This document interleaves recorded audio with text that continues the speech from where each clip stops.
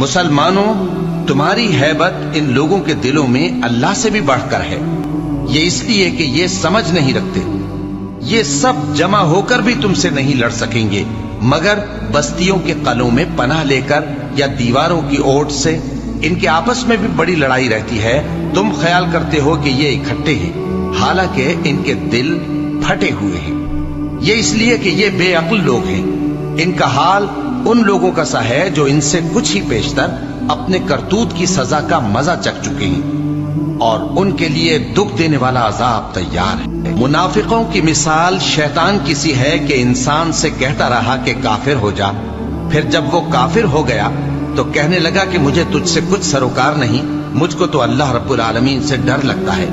تو دونوں کا انجام یہ ہوا کہ دونوں دوزخ میں جائیں گے، ہمیشہ اس میں رہیں گے، اور بے انصافوں کی یہی سزا ہے۔ اے ایمان والو، اللہ سے ڈرتے رہو، اور ہر شخص کو دیکھنا چاہیے کہ اس نے کل یعنی آخرت کے لیے کیا سامان بھیجا ہے، اور ہم پھر کہتے ہیں کہ اللہ سے ڈرتے رہو، بے شک اللہ تمہارے سب اعمال سے خبردار ہے۔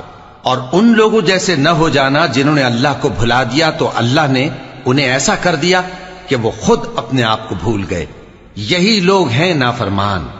اہل دوزخ اور اہل بہشت برابر نہیں، اہل بہشت ہی کامیابی حاصل کرنے والے ہیں۔